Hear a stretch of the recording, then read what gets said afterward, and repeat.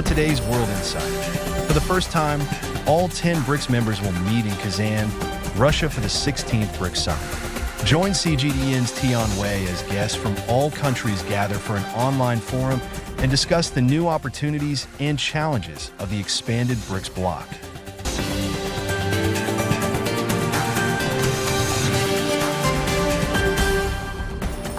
And welcome to Cooperation in Transformation, a special production featuring media personalities and those from think tanks from BRICS countries. I'm Tian Wei from China. I'm the moderator and host of CGTN.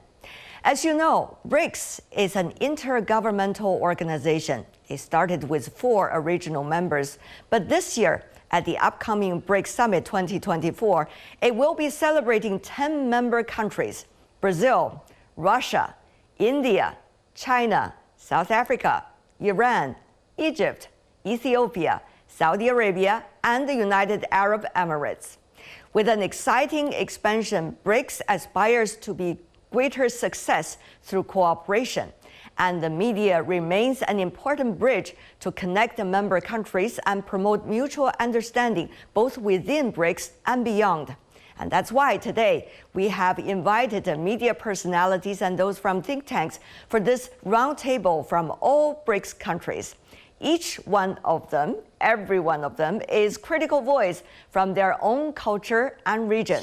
And this is guaranteed a long-cherished moment when all voices from BRICS countries will be heard, all at the same time, right before the BRICS Summit 2024. So, here we are, and it's my great honor to present my great friends. Hello, I'm Claudia Dreyer from Brazil. Hello, I am Ahmed Saad from Egypt. I'm Tolera Gamta from Ethiopia. I'm Dr. Arvind Elleri from India. Hi, I'm Bobby Naderi from Iran. Hello, I'm Dmitry Babich from Russia. Hi, I'm Riz Khan from Saudi Arabia. Hello, I'm Najla Zaraoni from the United Arab Emirates. Hello, my name is Ayanda Holo, TV BRICS Africa from South Africa. And hello, I'm Tian Wei from China. It's such a pleasure to have all of you to join us for this roundtable. This is a rare opportunity that we can have all the voices from media and think tanks being heard from the BRICS countries right before the summit. Now, let me ask you about the BRICS expansion from 4 to 10 now. What does this mean? What kind of opportunity is this presenting to the rest of the world? So I think that represents diversity, very important diversity of thinking, of cultures. So the adding of more countries to the BRICS group, I think could be really, really very important for business, for growing, for understanding each other, and for the empowerment of the BRICS group. Well, I think that the expansion of BRICS is a hope that the world will return to normalcy. In the last few years, we saw so many divisions in this world. Especially the Western media divided the world into democracies, autocracies, partially free, totally free countries. And we are moving away from normalcy when every country had the right to be represented and every country was connected with something positive. BRICS is a chance because all kinds of political systems are represented in BRICS. So, BRICS has been a response to non-inclusive world order, and that's the reason, BRICS came into existence. BRICS was a response as an alternative voice to the domination of G7. And as a result of it, I see that, BRICS has been a voice for all the regional trends, sub-regional trends, local voices in the global south and international. So as a result of this, any expansion would mean that there is more voices to those who were unheard, those more voices to those people who were left out in the process of integration. BRICS certainly brings for South Africa and Africa at large benefits, most especially for the youth. Africa is a young continent, and it's quite important that our growth is not just a jobless growth, it's not just an empty growth, but it's a growth that can ensure economic sovereignty. Well, those are the members originally already in the BRICS, and now we have the opportunity to hear the voices coming from the new members. Let's go to Egypt. We wanted to find a way to enhance its economic and investment links, especially in Asia and African regions. And we wanted to find the way to end the unpolar system and the world dominated by Western countries, and leading BRICS to find a way to plural world that balance to the world economic power and govern the global economic system. Yeah, for Ethiopia, now Ethiopia is undergoing a major economic reform since July. And now, in view of this, Ethiopian people would benefit from BRICS in terms of accessing larger markets and accessing even better alternative financial system that we think BRICS would provide, particularly in terms of loan, in terms of aid and the like, so that would actually enhance the plan, Ethiopia's plan to achieve fast economic growth. The BRICS has been the symbol of the new world order, the voice of the voiceless among the developing nations, including Iran. 4 decades ago, Iran's main trading partners were EU and Japan. Now it is China and the rest of the member states of the BRICS. The outcome has been fantastic. Iran has managed to have greater voice at the UN when it comes to support and protect its sovereignty. At the same time, Iran has been able to develop its infrastructure. It has been able to build new ports, new highways. Iran has also been able to avoid isolation among the international community, because the BRICS are not only helping each other with regard to economy, they also back each other at the UN and other important gatherings. I think one of the key things that BRICS, and particularly BRICS Plus, brings is a chance to counter what has been a very strong Western domination across the global order. And especially when it comes to the dollar, which has a chokehold on global economies through the transactions, banking transactions, and of course, oil trading, which is diminishing a bit, at least now.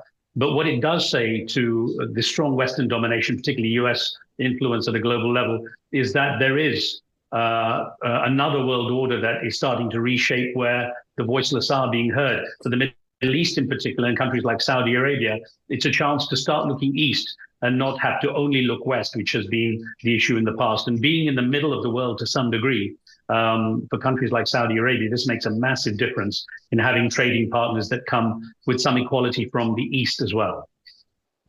I think the greatest, I would say, interest for the UAE to join the BRICS is to maybe provide more connection and more joining of the dots from all around the world. The UAE, although being a small country in terms of size, population, has been excelling at different files and sectors worldwide. So speaking of food security, renewable energy, I would say sustainable economy, all financial systems as well, the UAE has been showing an excellent experience worldwide. Also, when it comes to the physical connectivity, speaking of aviation, maritime, ports management, the UAE has shown like an excellent performance and has been enjoying very diplomatic and I would say comprehensive strategic partnerships with countries, the old member or the founders of the BRICS. And so it's the good time for now to maybe have the UAE to enhance the BRICS and maybe make it more mature of having such an international player, I would say, worldwide.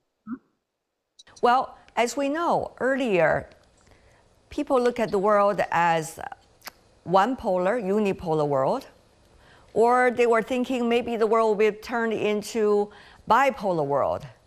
But now over the time, we have found out this is really a multipolar world we're talking about here, and that's why BRICS is having its own significance. But collectively, what kind of voice can we be? Ritz, you're a very experienced journalist. What is your take? Thank you, Wei. One of the issues is that, unlike, for example, the European Union, where there is, first of all, geographical proximity, the issue or the challenge that BRICS and BRICS Plus especially faces is that the countries are very diverse geographically positioned, and in terms of culture and in terms of historical connections. So although BRICS is a fantastic and powerful voice to try to redress the kind of Western domination of the past, I think the challenge will be for those countries to find unity through those different challenges that I just mentioned. But it is good that there is something to challenge the way the world sits in terms of where its eyes are facing. They have moved away from the West, and it creates a great opportunity for powerful countries like China, India, and some of those to actually rise. Some say the expansion of the BRICS might dilute the possibility of reaching consensus. So I really want your response from South Africa. What do you think? What kind of voice collectively can we be? I think it's a misnomer that the more we are, the more dilution is going to happen, because that's come from the mindset of trying to be dominant to others. But if you have the respect of values of others, then you will definitely know that each and every one of us can contribute something towards the whole. And I think it's we are different cultures, we are different civilization, but one thing that keeps us in common and to prosper and be at peace with each other is ensuring that whatever I do does not destroy others. We won't be able to reach our climate change goals if we have a mindset that the more we are around the table, we are diluting what needs to happen. I firmly believe that the more we are and the more voices and representation that is respectful and is done in a way to ensure that each and every one of us can really get and move forward through consensus. But do you see this is going to be an organization against the West, or this is an organization that's actually has a very strong core to move forward with some of the issues facing our economies and our societies? From UAE, please. I mean, in the UAE, we don't really view it as like a bloc against the West, especially because the UAE can play a very critical role in maybe bridging between the global South and the BRICS and the, I would say, the traditional blocs established by the West. There is no issue and there is no harm of being different, and there is no issue maybe of having different views. This is not to say that there will not necessarily be consensus. Rather, it means that we will be able to complement each other because we are different. So we have different pieces in the global South and we have different pieces in the global North.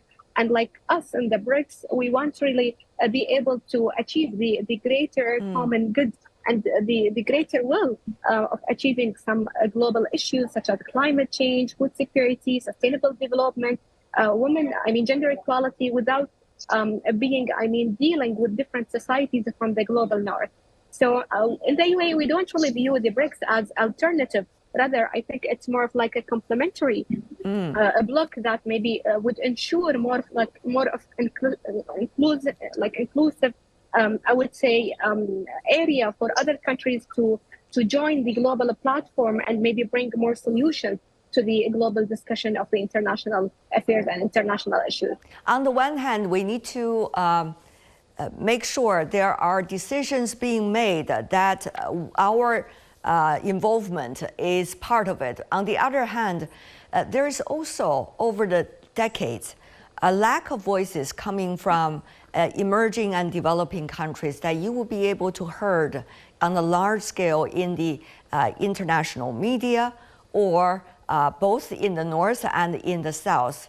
So what kind of opportunity can this bring to us when BRICS collectively could speak in a much larger voice, a much constructive voice? What parts of, what kind of stories you want to bring to the BRICS, and also through BRICS to the rest of the world? Barbish, please, from Russia, what do you think are the stories that need to be heard both by one another within the BRICS and beyond from your parts of the world?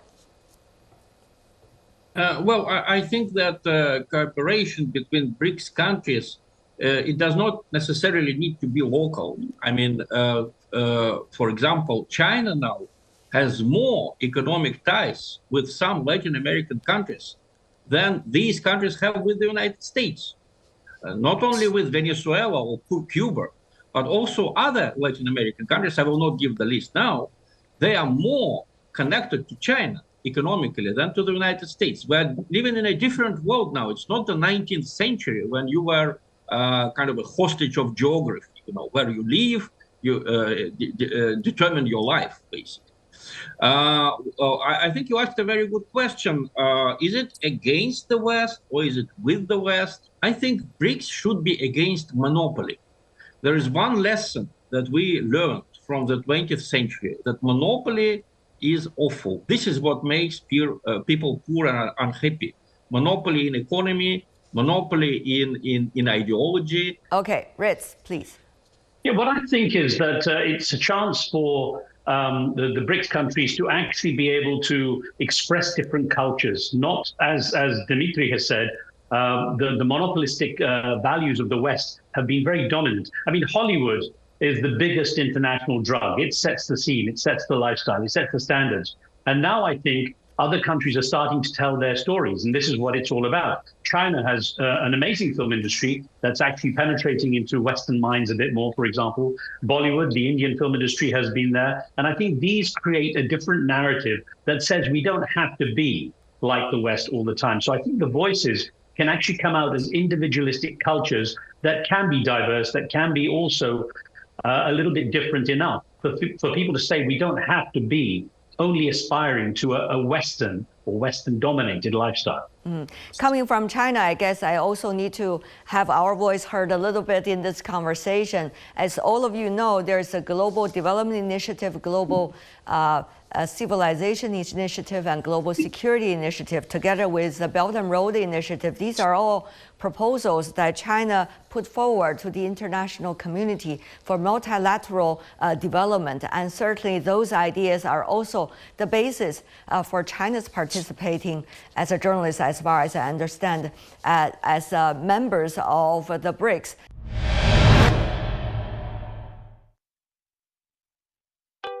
BRICS matters to more people around the world than ever before.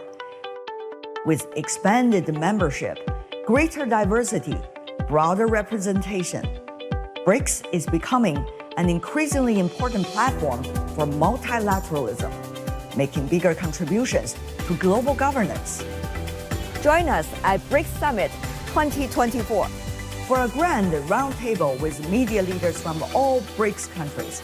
In-depth conversations with newsmakers about the underlying currents shaping the world. Cooperation in Transformation, our special production, BRICS Summit 2024. After expansion, the proportion of the BRICS organization's land area has increased from 26% to 32% of the world's total, and the total population has increased from 42% to 47%. The global GDP share of Greater BRICS, in purchasing power parity, has increased from 31.6% to 35.6%. The share of BRICS countries in world crude oil exports has increased from 15% to 36%. BRICS countries have strong trade complementarity and great development potential. In the field of energy, Russia and newly joined Saudi Arabia, the UAE and Iran are all important energy exporters, with oil production reaching about 40% of the world's share, and China and India are major energy consumers. In the field of agriculture, the first BRICS countries are all important agricultural countries, accounting for 40% of the world's total grain production and more than 50% of the world's agricultural output value. Among the BRICS members, the BRICS Plus, there are many energy-rich countries, especially oil and natural gas. We also see economies are trying to make that green transition. This is especially interesting with an expanded BRICS. To you, Ritz, from Saudi Arabia, of course, oil is a key component, but green transition taking place. The Gulf region, countries like Saudi Arabia and the United Arab Emirates, of course, and all the oil producers in this region realize that it's not a sustainable model for an economy to depend entirely on fossil fuel. And that transition has been taking place over the past, well, at least one decade in real earnest, in order to try to create alternative energy sources, renewables, and to take away the dependence on economy growth based on those. And it's very visible coming to these countries. If you come and visit the Gulf region, you will see a real effort to try to change the dynamic. So I think it fits in with the model of progress and true commitment, and that's really encouraging. You already killed UAE, so I would like Najla to also talk.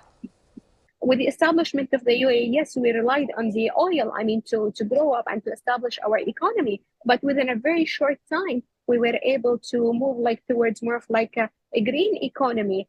As we are planning by 2030, is to rely 0% on oil to maybe operate our GDP and to operate our economy. And this would maybe provide a very good example in that whenever we have, let's say, an issue, for example, the reliance and the dependency on oil, we should be sort of establishing an international effort to not only to maybe reflect our desire to move towards the green economy, but also to maybe help other countries as well in their readiness to maybe face the future challenges. As now we see many countries still relying on their oil for their economy, and at the same time we are facing climate change. So it's a good time maybe to sort of find a solution that would help solving both issues. As you see, Aravind, both the green transition and the digital transition taking place right now is going to be very crucial for the fate of any country, their development and their potential. How do you see a expanded now BRICS or BRICS Plus can make better decisions and be able to share better, be able to make an example and a successful model for other countries, whether they are least developed economies, developing economies, emerging economies, middle power, or some of the biggest powers of the world, for them to see that they all have a future in this? Certainly, I think that environmental disaster, environmental concerns, and climate change is going to be the major point of contestation among the BRICS countries and beyond BRICS. As a result of it, if you see, let's take example of Brazil, Russia, and India. We almost spend about 30%, 35% of our GDP in procuring the existing energy resources and also trying to improve our technologies with regard to the green technologies concerned. China is certainly a leader, and then Russia in the fossil fuels. So the solution to the hydrocarbons is not eliminating the hydrocarbons, but trying to balance the importance of the hydrocarbons as well as the new energy. Remember one thing, what we have been facing the major problems, the BRICS countries, under the pretext of environmental concerns, such as unilateral and discriminatory carbon border adjustment mechanisms, which are known as CBAMs, we have been facing a lot of problems. We have been facing a lot of tariff bans. We have been facing a lot of difficult situations with regard to the meeting of our needs. At the same time, as far as this COP28 is concerned, we need to be absolutely sure that we do not really make major faults over here. We have to be balancing both things. If you give the example of India needs approximately $160 billion every year for the alternative technologies. So you remember the right question which you had asked. There are countries in this group now, the BRICS Plus countries, who are actually the oil producing, petroleum producing, or the fossil producing countries. As you know, the story of electronic vehicles is a very interesting one and reflective one on some of the latest debates going on. On the one hand, you can see China as a developing and emerging economy plan ahead, 15 and even 20 years ahead, to have a strategic and deliberate policy choices to encourage sustainable development products such as electronic vehicles, and also to make sure financing will be there, legal framework will be there to guard against any pollution or any exploiter of the nature, to encourage production of electronic vehicles and the use of that. But on the other hand, you also see as an emerging economy, when its productive power and also when its technology has become top of the world and could provide the rest of the world with a very relatively inexpensive choice for electronic vehicles, some of the developed economies are getting concerned that their advantage is going to be taken away. And as a result of that, it becomes a trade problem. And one could also say there are geopolitics behind it as well. So this is a very interesting story. I mean, as you are sharing your parts of the story about green transition, this is also an interesting story that facing our country and our people as we talk about the green transition. I really wonder, as any one of you have been taking an interest in the story and your take on, the latest development.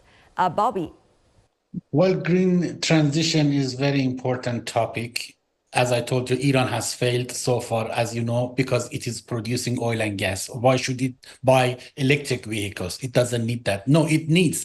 Go there and see the climate disasters that is happening day in, day out in Iran. We don't have rain. We don't have snow. We don't have water, all because Iran has focused only on oil and gas. And that is bad news, not just for Iran, but also for its neighbors. I think Iran needs more than any other country in the region to develop a transition to green energy. And it needs all the help it can get from other countries, especially China. China is fantastic in producing electric cars. China has been fantastic in digital economy. I think it has a lot of lessons to teach to other members of the BRICS, especially BRICS Plus, and Iran is going definitely to take some lessons from that. So let's cross our fingers and hope that this is going to happen. As I told you, we need intra-BRICS digital technology transition and integration.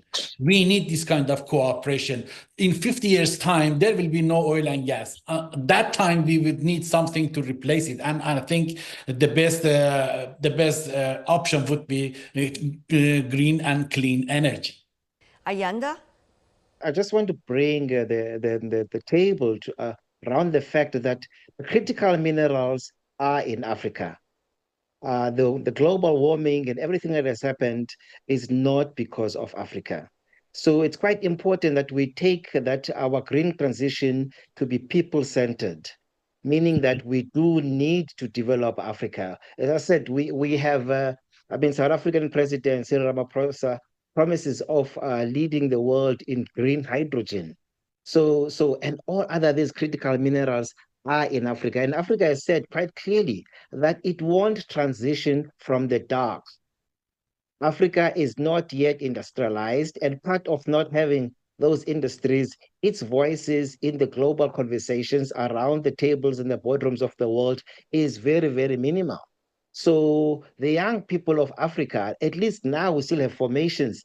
20, 30 years later, half of Africa could be like the Sahel region.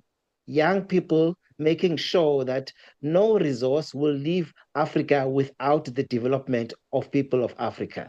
So I think it's quite important that we take that seriously enough as one of the biggest risks. It doesn't matter which group we are in, whether it's G20, whether it's BRICS, but Africans need to transform in exactly the same manner and do exactly what China did of getting people out of poverty. We cannot be transitioning people in the dark, people hungry and with energy poverty and people dying every day.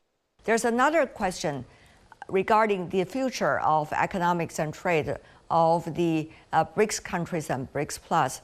That is, what kinds of role international governance will the BRICS countries play? According to the forecast by the IMF, the BRICS will constitute 37% of the global GDP by the year 2027. Of course, that's the estimate from now, compared with 28% by the G7. So that number is quite clear over there. International governance-wise, global governance-wise, Arayand, how do you see the BRICS and BRICS Plus be able to collectively make its mark?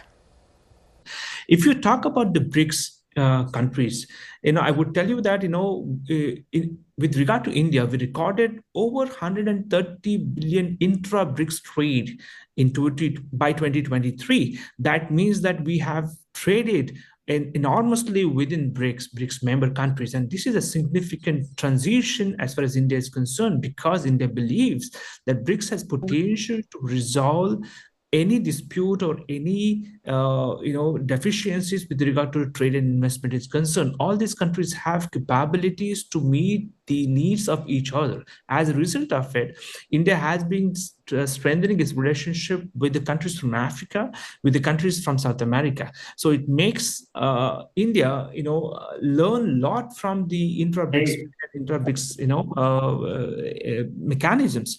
But the important thing, what BRICS should be looking into, it's not only about increasing the footprint, but importantly bringing a cohesion among all these member countries are necessary. Why the cohesion is important? Because cohesion is something which would be essential to institutionalize various BRICS initiatives. There is one BRICS initiative which is absolutely earning worldwide praise, that is the NDB, New Development Bank. And I think around the same line, most of these countries, inter-BRICS countries, have potential to work on the finances, work on the trade liberalizations, work on, offering great opportunities to work with each other. And that is where I think that the BRICS will stand out. Okay, I want to ask the same question to Riz. One of the key factors is the scale of the population when you consider the BRIC countries. I mean, they have, population-wise, the two largest countries in the world, both economic powerhouses now, China and India, of course. You have Brazil, also a massive country with a great scale of economy. The potential is huge. So the figures are not surprising that basically the BRICS countries, the BRICS plus countries even, are ready to overtake the established institutions that have dominated the world when it comes to finance and economic scale.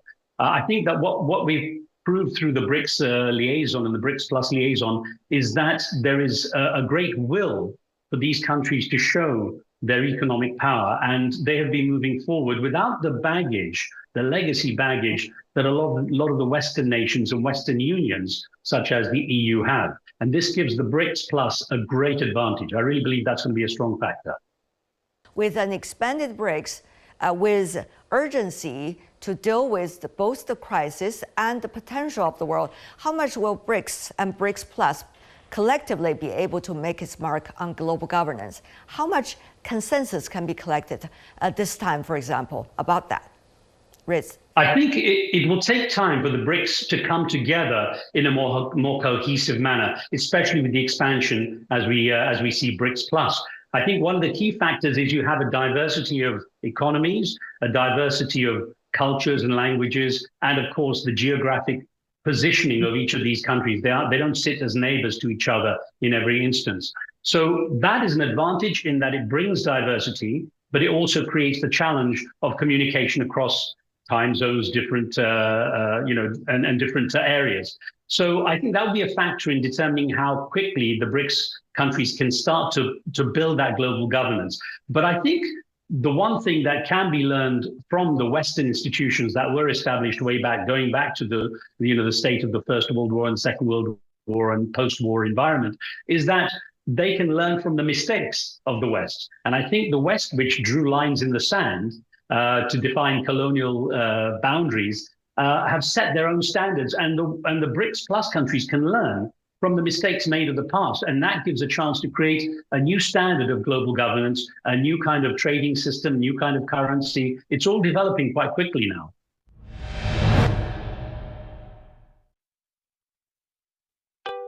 BRICS matters to more people around the world than ever before. With expanded membership, greater diversity, broader representation, BRICS is becoming an increasingly important platform for multilateralism, making bigger contributions to global governance.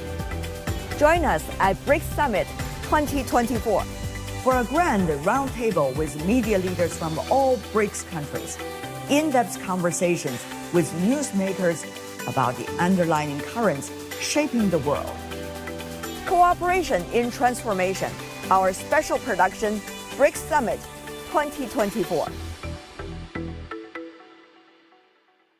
BRICS members come from different continents of the globe and bring unique cultures together.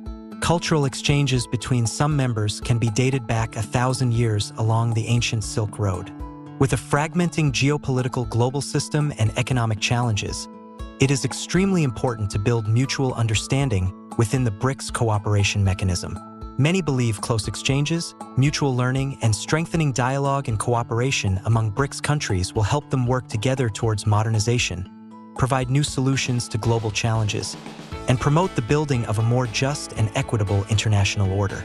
With the expansion of the organization, BRICS members can learn from one another's successful experiences, achieve their respective modernization goals through mutually beneficial cooperation, and promote more inclusive and sustainable common development.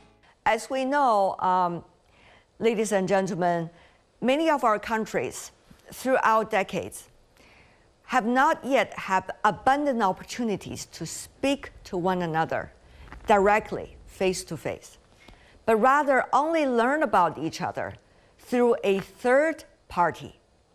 And as we know, that is not the most efficient way, and that is not going to get us the accurate information, usually twisted information and misunderstanding. How can we now take best advantage of the BRICS platform and be able to know each other better, to appreciate each other's culture in a much, shall I say, more intellectual way? Well, we have seen for these 5 years of cultural exchange between Brazil and China Media Group. That is very, very important. The audiovisual contents contribute a lot for us to understand each other. We have been shown broadcasted in our pay TV channels and also at our platforms with a very successful experience with the Brazilian audience. Economically, also, financially also, but especially to bring new views, to understand better. For example, China, for us here in Brazil, represents almost another planet. It's very far away from us, but now we are closer. Now we are understanding better each other. So especially the new generations are very, very open, much more open to this global view of we are all together, we are not apart, we are all together. I think that is the biggest contribution. Thank you. Aravind. Yes, so you have really asked an important question. All of us are so away from each other. There used to be a term lost in translation, but there is a new term to let it lost in translation, because of which these miscommunications have created. I was in Beijing Cultural Forum, Beijing Wenhua Luntan, last month, and I have learned something which is very significant. The China's forays into AI, digitization, and civilizational heritage, China's experiment with the virtual labs, is something which we need to learn and conserve. This is something which is important for most of our countries to conserve and disseminate the history, disseminate the civilizational learnings. This is something which is very important. That's where, where we have to have the best confluence of technology, best confluence of human mind, and best confluence of the human history can make it happen. So this is where we stand. We have to exploit the cultural heritage by exchanging our ideas to the maximum optimally. Thank you very much. Ahmed. Let me talk about my work, because I'm working as a reporter for Chinese embassy in Cairo. And actually, Chinese embassy is a very active embassy in Cairo, that they make many conferences. They wanted to make the exchange project, and now they make Chinese language that you can study it in the school, in secondary school. So they working hardly to enhance the cooperation and the exchange between Egypt and China, and in many fields. We are all civilizations, so I think even that I can't understand Chinese language, but I feel that the Chinese people is close to us, and they have the same shape. Let's go to Tolela. Yeah, I believe that cultural understanding and promoting mutual cultural understandings can serve as a springboard even for the economic cooperation and the economic integration at a broader level. you correctly said that there was not even a platform to promote these cultural understandings for particularly global south due to the aspect of that what we call globalization is highly dominated by certain culture from West. Otherwise, this is a great opportunity for the BRIC Plus to promote our culture, our mutual understanding and goals. By doing this, we can use, this time, the technology provides really a good opportunity for us, all of us. We can use technology as the best employment of technology to promote culture and mutual understanding between different countries between countries of BRIC countries and beyond. So that I believe that by doing cultural understanding between member countries, it is easy to facilitate economic collaboration and the community cooperation to the level of economic integration and then to the level of actually promoting mutual development. Ritz. The internet changed everything when it came to culture, and there's a generation now that has far more in common across the world than the previous generations.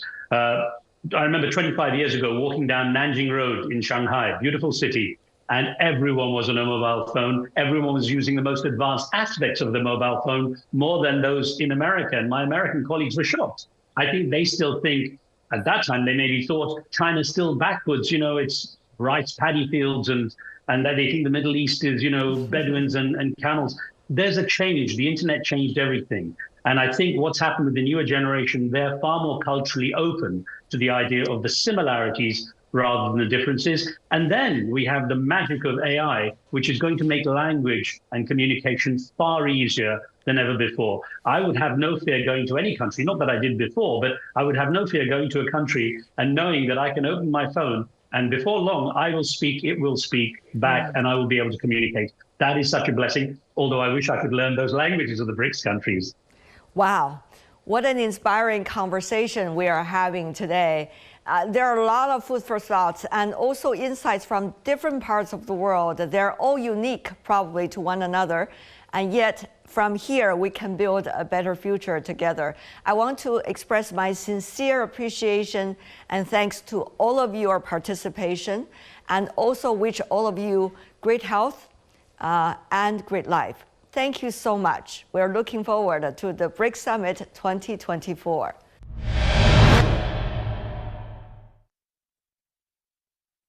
And with that, we wrap up our special program, Cooperation in Transition. We will bring you more on the 2024 BRICS Summit from Kazan.